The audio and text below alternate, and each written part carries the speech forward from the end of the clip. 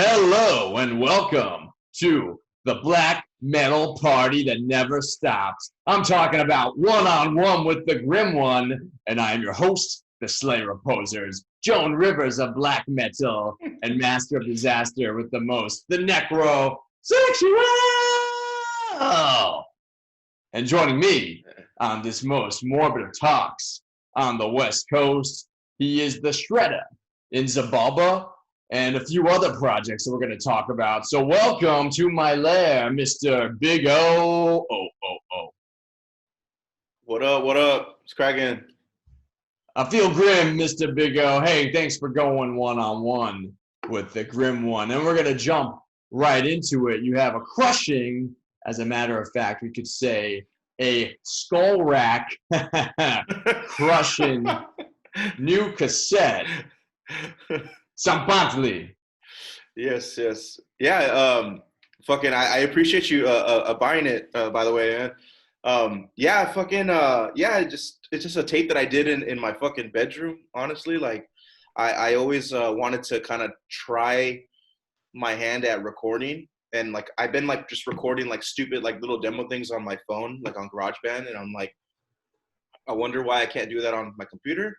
So like I just tried it, and then like it ended up sounding decent enough for me to be like, you know what, I'm just gonna say fuck it and just put it on Bandcamp and see what happens. And it gained like a little bit of a cool traction, and it started like the downloads started like selling. And then I had a friend that was like, hey, I like it a lot.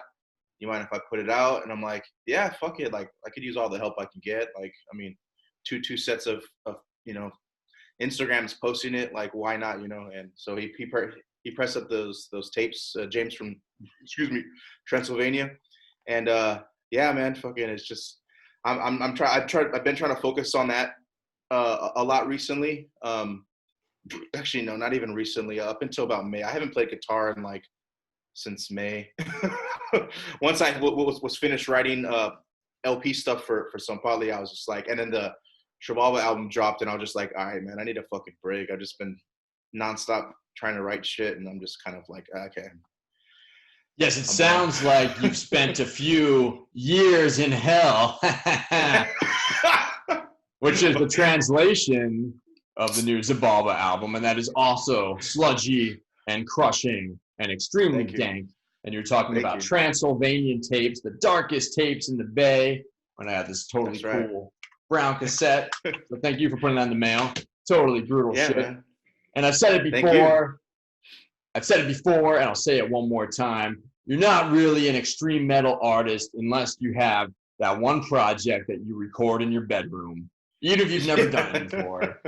It's funny you mentioned that, because that's actually what I was trying to go for, was just something really lo-fi, just like kind of more like underground, like not too many people know about it, and like I didn't like hit up any like press or anything like that. I just cold released it on Bandcamp, and I just made a post on my Instagram and like, hey, I got this, you know, check it out. And that I just kind of just did that, and then it kind of just, I mean, in the underground it kind of took off, so to speak. So like I'm appreciative of that, and like I'm able to like just do little things here and there, like make shirts, get some of the tapes that James sent me, and you know, pretty much get like some pretty good traction off of those. When people, I mean, those usually sell out pretty quick, which is like, I'm like, holy shit, I never would have figured. I mean, don't get me wrong, I'm not doing any like, you know, platinum or gold selling record like numbers. It's only like maybe like 35 orders that I have to fill, but still, like for me, like that's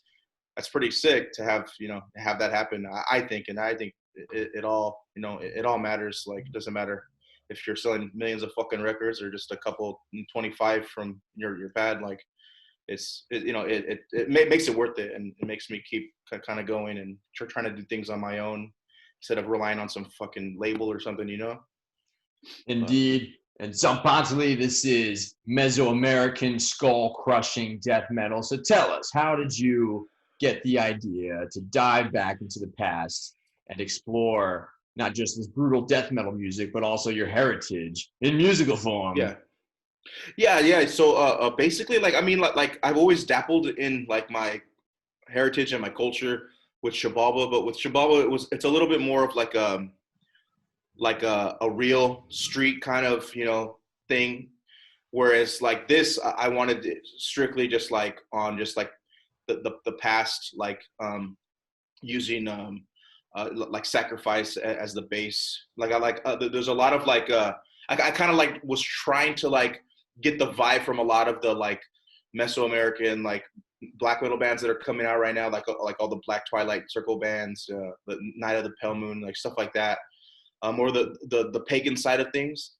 And so I wanted to tap into that, and but just still kind of like make it atmospheric, but still kind of like, I mean, crushing, just heavy, obscure, just beat the shit out of you, like very intimidating. It's just kind of what I've always tried to do. It's what I like to do. Like if music doesn't scare you, like because it either sounds evil or because it just sounds like the guy who will kick your ass, like whoever's making it, like I don't really want to fuck with it. So like I tried to like use that when I was doing this, but using more of the history side and like the sacrificial rituals, the, you know, certain deities that they worshipped, that I'm aiming towards, which are you know, the god of the sun, which is their main god, and then the god of rain. It's like two main gods that they worship. So like I'll just kind of like doing a little bit of like history, I guess, you know, like just because I'm proud of that kind of stuff. It's cool history lesson, and it's a pretty fucking brutal too once you kind of dive into that shit. And the name means skull rack. It's basically a rack of skulls that they used to intimidate, and it was also sacrificial victims, as well as a lot of the people that they're captors of war, like their enemies that they fought, and where they would capture them, and instead of just killing them on the spot, what they would do is they would capture them, take them back home, and then sacrifice them, because they figured it wasn't like just a waste of a body or a waste of a life. Because I mean, even though they were enemies, life is still precious and it's like, still worth something. So they would, like let's make some spiritual fertilizer out of it. Exactly. And like that fertilizer went to feed the gods. So like that's basically what my main focus is just taking that ritualism from all that stuff and just like you know, it's my heritage. It's where my family's from, you know, central and central and kind of North Mexico. So it falls in that region. So it's just something that I'm proud of. And then yeah, I mean, as a kid, like I grew up worshiping like cool Aztec shit, and like you go to the swap meet, you see all this cool Aztec art, and I just thought it was fucking badass. And then as I got older, I started doing a little bit more research and just kind of was like, fuck, I want to start bands that captures this shit. And I did. So yes, sorry, I'm rambling, brother. No, this is all very interesting to me. Of course, you're going to talk about ancient civilization-based skull-crushing death metal. One band that I can't help but think of is Nile, and I certainly heard flashes of Nile in this record, but with a different angle, because we're talking about, instead of Egyptian, there's similarities in how brutal they were, but instead of talking about Egyptian mythology, you're talking about Mesoamerican mythology and that culture. I've also got like, because my cousin actually studied some of this stuff, so I would ask him about like books and stuff, and like up until like before, like maybe a couple of years ago, I had like general knowledge of like, you know, our native culture and stuff like that, but like I would say in the last 6 or so years is when I started diving deeper into it, and I started getting books, and like I got like a couple codexes that are like basically like the encyclopedias for Mesoamerican. It's the Florentine Codex. I got a couple other books that my cousin recommended me and sent me, like some like poetry, because like Aztecs and like Mayans and stuff were really into poetry, and it was just really cool. They were actually really into art, which is really badass. And yeah, they might have a couch made out of skulls to intimidate you, but they like their poems. They're sensitive. Yeah, yeah. And then like originally the title of the record is it kind of sounds like tamale. Basically, that's what it is, tamale. But like basically like it means the offering, and that's actually what I was originally going to call the band. But then like I bought a dictionary, a Mexica, a Nahuatl dictionary, and I was looking up the meaning of it just to verify that. Okay, I just need separate sources to let me know that this is what it means. And then I stumbled on Tzompantli, and I was like, oh shit, like this sounds way more brutal. And I was like, this sounds like harder. Like this just sounds more mean and intimidating. And then I started looking it up. I did a little bit of research online, and then when I got my Codex books and I looked into it more, I was like, fuck it, I'm naming the band that. It's close enough to where I just have to hit up my guy to alter the logo a little bit, and like I'm good. So originally it was supposed to be called that, but I just changed it. But I still wanted, I still had that song called, Behold the Offering. So I was like, well, why don't I just make that the title track for the demo, and then just, switch the name up. And that's basically, yeah. Indeed. And on this album, you're performing as a one-person horde. And my hat's off to you, because the drum production, I couldn't even tell that it was drum programming. You're not the first person to say that. And I think because there isn't like overly blasting going on, I think that's why I was able to kind of do it, or have it come off as sounding kind of real. And then just the way that I kind of like, I mean, honestly, I didn't know what the fuck I was doing, but like the way that I edited it and shit, like it was able to, sound kind of real. I just added just a little bit of reverb and just kind of like doubled it up at certain points to kind of sound like if it was hitting a little harder than usual. And so it kind of, I guess it's not like everything isn't just precise and the same, but it's still on our metronome. But I don't know. Like I don't know what the fuck I was doing. I was just doing it, and then everyone's were complimenting me on, not everybody, but some people were complimenting, saying, "Oh yeah, that sounds real." And then I just tried to like do things on what I would do on the drums. So like it ended up sounding kind of, like I was actually playing it. And I mean, I would play with my fingers, so it kind of felt like I was at times, but yeah, it was fun. There's nothing more brutal than finger blast beats, because you got to start somewhere, baby. That's right, baby. So you're playing in not just Tzompantli, but also Zabalba. So with those totally brutal bands, what do you think the secret to having that perfectly skull-smashing death metal guitar tone is? The key? Okay, so depending on what kind of head you use, it doesn't matter. But what I like to do to kind of get like it to kind of hit a little bit more is the fucking bass. Turn the bass up to about 9.5, 10 too if you fucking want to.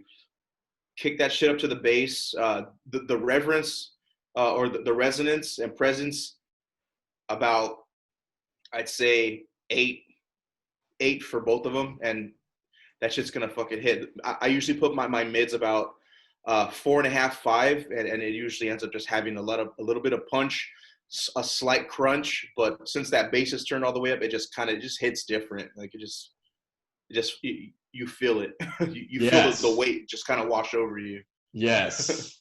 Yeah, Indeed. it's pretty cool. It certainly reminded me of another innovator of down-tuned, chunky, super heavy guitar tone in the death metal arena. Of course, I'm talking about Mortician. Oh man, I love Mortician. Yeah, like Mortician is definitely one of the first bands I got into, like back in the day when I was probably just getting out of high school. I was still like way into like punk and hardcore, and I was like just dipping my toes in like some like grindcore and like some death metal stuff. But when I heard Mortician, and I liked the simplicity of the songs, how heavy it was, and then I love just it was just so raw. And I love of course the quotes, and but mainly how simple it was and how like the riffs are so memorable. I kind of like wanted to do that with this project. So like basically like with Tzompantli, I basically just doing like different influences. So it's mainly Mortician I'm trying to rip off, and Disembowelment. Those are the two bands that I try hardest to rip off on this project. Whereas like Zabalba, it's like Crowbar, Morbid Angel, Sepultura. This one's a little bit I just take different influences and just mix match them and see what happens. And Yeah, man. The rest is just magical, indeed. Yeah. I grew up in the grim and frostbitten Pocono Mountains, and around that time, Roger from Mortician lived up that way too. I actually visited his house when I was a little teenage necrosexual to buy a couple of CDs. And Really? yeah, cool That's guy. fucking sick. I met him at a Cannibal Corpse show in the Wilkes Barre, Scranton area when I was like 17. And he was selling his primitive recording shit. He told me about this cool website that all the bands were getting on to discover new music called MySpace. So thank you, Roger, for turning me on to MySpace back in the day. Oh, yeah. And I visited his house a couple times to buy some CDs. And where he lived in Long Pond, Pennsylvania at the time, it looked like the cover to Hacked Up for Barbecue or one of those albums. Totally like looked where, yeah. What's the one with what's it? Damn it! What's the album with Island of the Dead? It's the one with the guy standing in the doorway and the or Chainsaw. Yeah, what is it? Chainsaw Dismemberment. That's what I mean. Yeah, it looked like the cover of Chainsaw Dismemberment. Yeah. How can I get them confused? But yeah. Yeah, you know what's crazy is one of my homeboys back in the day. And he's still my friend to this day, but he saw Mortician at this place called the Showcase Theater that we used to go to all the time. And like I said, back in that day, like I was just strictly like punk and hardcore, and so I was going to those shows. Didn't really have too much interest in going to too much metal stuff at the time, but he worked at the Showcase, so he actually saw them, and he's like, yeah, there wasn't that many people there, but it was sick. Like they sounded heavy, they sounded brutal, and like I always figured, like because I got into them like shortly after that, maybe about a month after they played the Showcase is when I discovered them, and I was like, oh fuck, they just played the Showcase, whatever. But I was like, I'll get to see them again, and then I didn't get to see them because they didn't really they went kind of like they were like really elusive.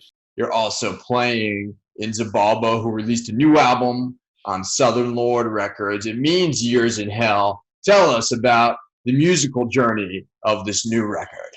Oh goddamn, bro. I mean, it was a pretty long journey. Just like given like us, like we don't tour much anymore, and that's because like we're all trying to focus on just like life. Unfortunately, like you know, there isn't that much money in music unless you're constantly touring, and even then, it's got to be the right tour, you know, the right time, and it was really exhausting for us. So we're not really like doing the touring thing that much. We'll do stuff here and there, but so we just shifted our focus to work and family, and so like with that said, like we would still make time for the band just to like jam and write and stuff. So it was a long time. Like it's been 5 years since our last LP, and in between that we had an EP that we put out. And it just there was a lot of jamming, a lot of stuff that we didn't end up using. But like the cool thing is like that I like with having, you know, this time to kind of just you know, like there was no rush from our label, and it gave us a lot of time to focus on the songs and kind of just make them like, you know, quote unquote perfect for us. And that gave us a lot of time to just kind of focus on that and get everything right. And I think that was really cool. Like it sucks that it took too long. I apologize, you know, for that. But at the same time, I'm happy with what we were able to accomplish, because the record that we put out, I mean, I'm not one to toot my own horn, but it's definitely like some of our best work, our best songs. To me, it's my personal favorite record right now that we've done, and it's just and it's gotten a lot of really cool feedback. Like I haven't really seen too much negative reviews, and like it's been mostly positive, which is great, from like just like fans and from critics and stuff, which is, yeah, one thing I'm scared of is critics, because I can't stand critics. They're just a little too much. But like I mean, for this, like it was critiqued very well, and people seem to enjoy it. So I'm like, can't complain, man. Like, but yeah, it was a lot of work. Me and my drummer spent a lot of time writing, the riffs and the drum parts and some of the lyrics, and then our singer we would bring him in the loop. Hey, this is what we got. Let's go over some shit. And so like it was just a lot of work, but it was worth it. Like to see like what we've kind of evolved into, what we've like, and especially like how we are as songwriters now. It's pretty cool journey that we've had, especially for I mean, I still feel like I don't know what the fuck I'm doing. But I mean, even like back then, like when we were just starting out, like we had no idea what the fuck we were doing. And it was the first time I'd ever really played guitar for a band. So like, it's cool to see like us, evolve and just kind of turn into what we have and kind of hone in on what we wanted to be as a band and just kind of, perfect everything. And it was cool, man. That's right. And you cannot rush perfection. That's for goddamn sure. So, of course, this is one-on-one with the Grim One, and that means that each week my guest selects one record that holds a special place in their hearts. So tell me, Mr. Big tell me about the album you have chosen to dissect in this musical discussion. It was, I believe I sent you Odd Fellows Rest from Crowbar. Yes, and in the immortal words of Beavis and Butthead about Crowbar, this music is fat and slow. See, it's fat and slow. And I'm fat and slow, so like that is why it holds a special place in my heart. Because I would bang out that record like when I would work at parts driving, and it literally would shake the delivery truck. And like I was just like, holy shit. And this is like, I'm just like, yo, like if a record could do that, like this is something special. And of course the songs are great, but like a lot of, I mean, that record is such a huge influence for me personally. And it's definitely what I wanted to do, like music wise. But even though I love death metal, I tried to take what just from, cause I'm a huge Crowbar nerd. So like, whenever that motherfucker Kirk has like a interview or some dude, I'm like the first one on fucking YouTube. Oh shit, what's he got to say? And like like that's what Crowbar is to me. I fucking nerd. I got like, I mean, actually speaking of Crowbar, I actually just pre-ordered. They have a 20th anniversary of Equilibrium, and I was like, holy shit, like, oh man. So I fucking jumped on that shit right away. Like that's just my band, like everyone has that one band that's like near and dear to the heart, and this is them. But this record in particular, just the way that he harmonizes was just a little bit different and a step up from than like Broken Glass and Time Heals Nothing. So like it just culminated into this just heavy record, and like there isn't that much fast stuff on this record, which it's not a bummer, and I can see why, but it's just so fucking heavy. It's just so crushing. And with this last record that Xibalba did, I specifically told our producer, engineer, Arthur, this was one of the records that I referenced. I was like, yo, I want this record to sound heavier than this record. Is it Arthur Rizek? Yeah. Oh, Arthur cool. Rizek. Yes, I'm actually recording some Necrosexual encounters in the same studio he works out of in Philadelphia. Creep Recording. Hell yeah. So. Yeah, that's my boy. Yeah, he stays in Philly too, yeah. Yeah. Indeed, I got to ask another person that he's worked with, another band he's worked with, and your label mates on Southern, Lord, unfortunately the metal world, is mourning one damn bright shining star from the Lone Star State. I'm talking about Riley from Power Trip. And to those not in the know, this is my first time recording since he passed a couple weeks ago. So do you have any memories of Riley being on the same label or touring over the years? Just, you know what?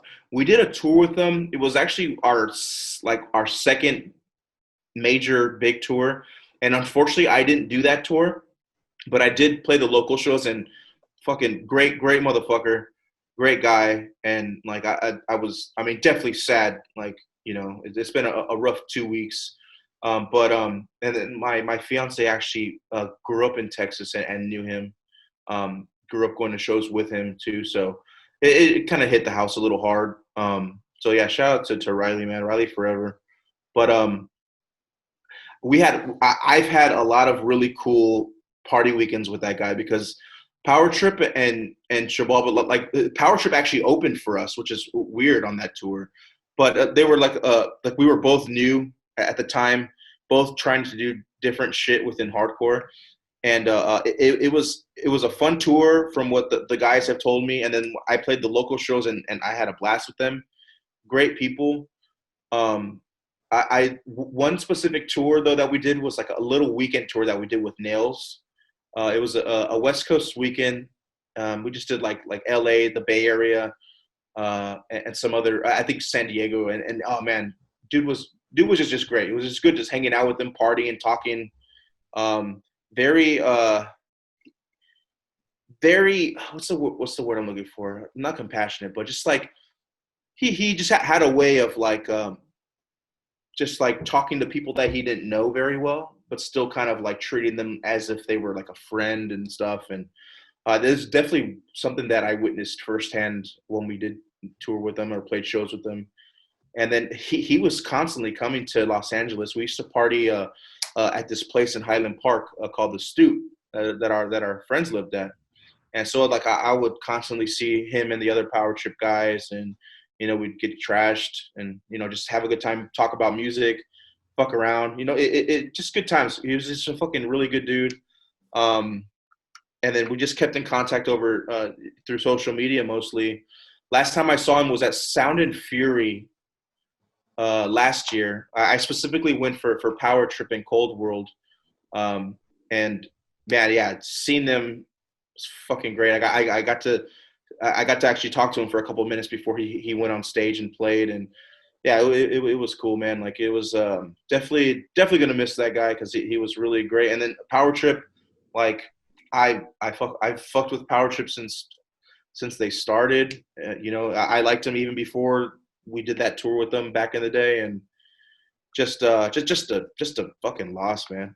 Just that band was just incredible, like just a fucking riff factory. And yeah, it sucks, but it's just I hope like whatever happens to us when we die, like I hope he's somewhere either looking down on us or looking up, like whatever, or his energy turned into some fucking badass fucking like tree or something. I don't know. Like I just hope nothing but good things for for his soul. And it's just, yeah, man, just a loss for us and our friends and our circle.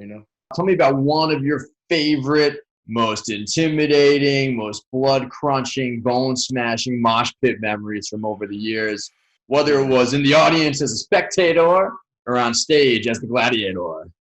I gotta fucking think about this one. I mean, we've had quite a few. One that comes to mind, and it always comes to mind, is back in the day. It was maybe our third time or second time playing Salt Lake City, and there was a straight up like, it looked like a park bench that these two guys had, and they were just going like side to side on the crowd and just kind of pressing people against the wall with it, and it was fucking insane. I mean, trash cans in Brooklyn. Brooklyn's another a violent spot that we've played. Actually, most of oh, New good. York. That makes me happy. My family Long is Island, from yeah. It's a hardy crew. Well, shout out to Philly too, because we played. Was it Columbia Necktie about? Oh, Kung Fu Necktie. Kung Fu Necktie. There we go. Yeah, it was about 3 years ago, because it was around the time that our EP had dropped. So it was about 3.5 years ago, and we did a release weekend there, and it was it was 3 years ago because it was our 10-year anniversary, and that show was just fucking insane. Because I mean, yeah, you've been there. It's just a little fucking bar, and like there's no running, so it's like just smash. People were just getting demolished, and it was fun. But I mean, we do have fights that happen, but there was no fights at that show, and I was surprised. Wait, there are fights that happen during your shows? Yeah, I was fucking surprised that there wasn't. I was like, what the fuck is going on? Like what? Like in Roadhouse? Dude, straight up some fucking Roadhouse shit, man. Yeah. The dude playing slide guitar behind a fence. But yeah, and then of course like LA's a home base for us. It's always fucking hectic and crazy here. But yeah, I would say Brooklyn and Salt Lake have always been just extra violent for us with the foreign objects and all that bullshit, man. It's just insane. Yeah, it's always great when a metal crowd resembles pro wrestling fans bring your own weapons match, baby. Doing the toxic waltz. That's the best. Like I want to see more, like instead of stage dive, just fucking elbow drops on motherfuckers or. Oh yeah. People's elbow. Yeah, just give me the superfly snooker fucking from across all the way to the back. Like just give it to me. Brutal shit. So Big O, what do you want to say to all the heavy metal heathens that are watching at home? I mean, even though like I can say something extremely tough, like, yo, I'm gonna kick your fucking ass, or like, you know, whatever. Like, dude, like right now, man, like I just hope everyone's fucking safe and just keeping it real, keeping it metal, just, you know, living their life. And yeah, man, just stay safe so you can buy our records. Yeah, keep the riffs ablazing. I gotta ask you. I'm gonna try. Yeah, keep the fire burning, baby. I gotta ask you, what's on the horizon for you? You said you haven't played your guitar since May, which I can certainly relate to a little bit. It is a little bit hard to be motivated, but yeah, what's on the future? What's going on? You know what? Like I said, I have a Tzompantli LP mapped out and ready, and I have like the new songs ready to go. And I've actually just started re-listening to them about a week ago. So I'm starting to kind of get the itch to kind of like see if maybe I can perfect those and just touch them up a little bit. I don't think I need to, but I can feel the itch coming back. Like I said, man, the reason I stopped playing is because like I had just finished writing the songs for Tzompantli, and then fucking I felt extremely accomplished once that Xibalba record dropped. So I was just like, you know what? I'm just going to take a fucking break and just chill out. And then the pandemic hit even harder. And it just kind of like took a little bit out of me. But it was mostly just me just trying to chill out and like, you know what? I don't want to play right now, man. I've been playing fucking guitar for 5 years straight, almost every fucking day. Like, I don't need this shit right now.